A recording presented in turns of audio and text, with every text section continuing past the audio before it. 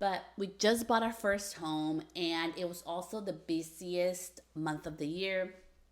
It was bridal season, and it was like the craziest month because I was doing weddings and buying a house and getting documents to my lender and dealing with all these emotions, and it was just insane.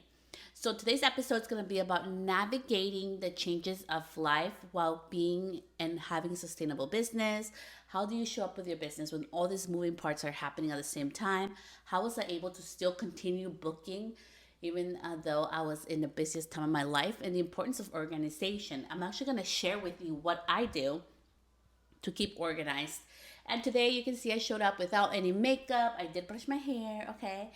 And I put my cute little sweater on. But I just think it's so important that we also realize when I share all this stuff, I am not showing up like other influencers. I am an actual business owner. I work behind the chair. I go on locations to the weddings. So I'm actually a working hairstylist. I'm a working colorist. And this is the reality of what it takes to make it work. There are gonna be days where this is how I look like, okay? So there are days when I was doing weddings, right? I have to get ready and do my hair and makeup and be presentable.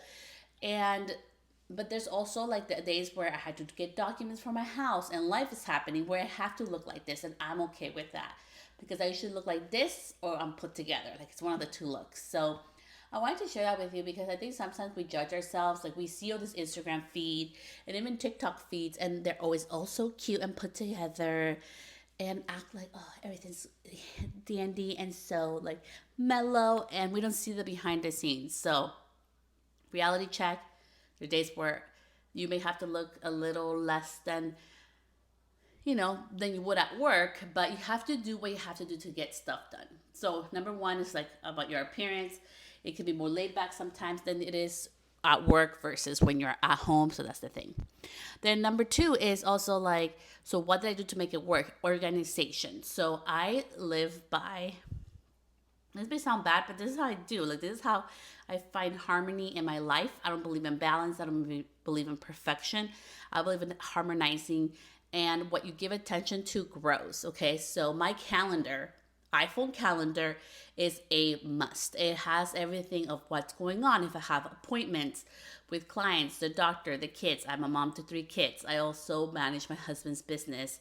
I'm a co-owner to that. So there's a lot of moving parts, and I know it sounds crazy, but what keeps me organized is literally that free tool, which is my calendar on my iPhone.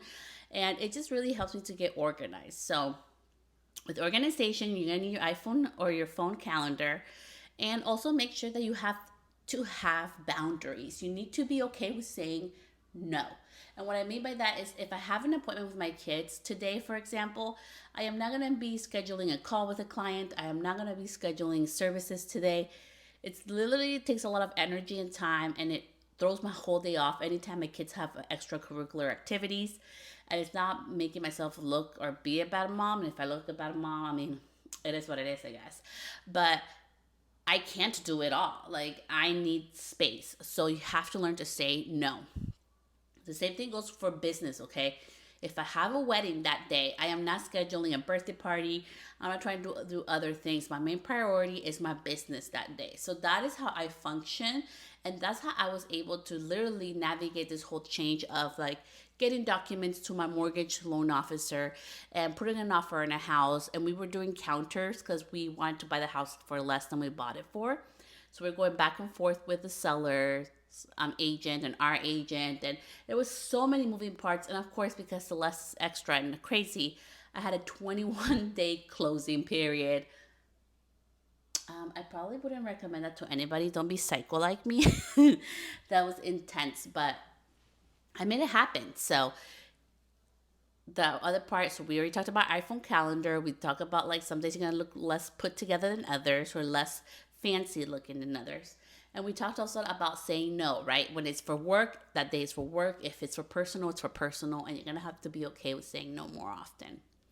So the other thing that I really did to navigate my busiest time of year is I am very organized. So I know like for me, a week before the wedding, I'm trying to get my clients like, on schedule with what's going to happen the day of their wedding. So I'm always communicating with them, and having a timeline is so important. And it really helped me to make sure like I have a booking system. Okay, so Honeybook is what I use, and I'll put it in like in the comments. You guys can check it out. That's what I actually use for mine. I love it because you can track all the emails people send to you, pictures, everything, if they utilize the Honeybook system. So that system is really amazing because it does automatic reminders for me. So during this busy time of my life, if my client still owed me money for her upcoming wedding, she got an automatic reminder. I didn't have to do it.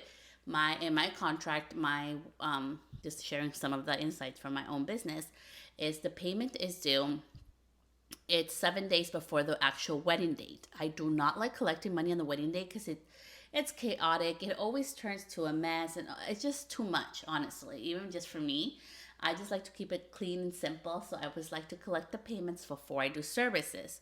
So, and sometimes I'll get tips either with before the services or during the day of the services or after. So, anyways, with that, I really love Honeybook because if somebody hasn't paid 7 days before the wedding, they get an automatic reminder. If they still haven't paid, they get another reminder. So it just really helped me to stay on top of things without having to really rely on me physically doing things. So I really love that. The other part that really helped me during the hardest time in my life is also, like with was buying the house, getting a loan for the house, and navigating my busy season, is taking time off. And what I mean by that is I wasn't posting as much on social media. And I know people like post every day, make a reel every day, do things every day. I couldn't do that. Like I was literally like in low capacity because I was like thinned out, and I wanted to also make sure what I was giving my attention to had my main thing. So like if I was booking things, if I was doing services, that I was really there and present. So I think it's really important that we also realize that that's such an important part of all of this, right? And like something that really helped me was taking time off. So sometimes I had to go on a walk, or I had to just have a morning where I wasn't doing anything and I had silence, or a day where I could clean. So you need to find also like what helps you when you feel overwhelmed. What helps you like center yourself back? Is it going to the gym? Is it going on a walk? Figure out what helps you center. Is it to light a candle? Is it just to be in silence? Is it just to like sip on a hot cup of tea or coffee, or just have a glass of water, or have lemon water? Like you have to figure out like, it's not always spa days, not always getting your nails done, not always going to get your hair done. Sometimes it's like the little things that really helps us recenter. So you have to really recenter yourself. And lastly, for this little mini podcast episode on helping me and navigate buying a home, getting a mortgage, getting a loan approval, which was a mess because we're both self-employed. That'll be for a different episode. And also navigating the biggest time of my year, which was October, and it happened when I bought my house. And October is a magical month for me. I love Halloween. It was really just being with intention. I am a very strong believer in what you put attention to grows. So if you're stressed out all the time, you're going to make that shit grow more, right? If you are in an abundant and grateful mind, you're going to make that grow more. So for me, I was like, I am so grateful I have this business. So I'm going to give my all to my clients and my brides. And I have systems in place in regards to babysitting. When I'm working, people know who to get a hold of. Don't talk to me. My phone's on silent. I don't want to hear it. And like even for me, like I've had to train my girls and remind them when they work alongside me to help me in weddings. I don't like being interrupted. I only have my phone to get content for Instagram and stuff.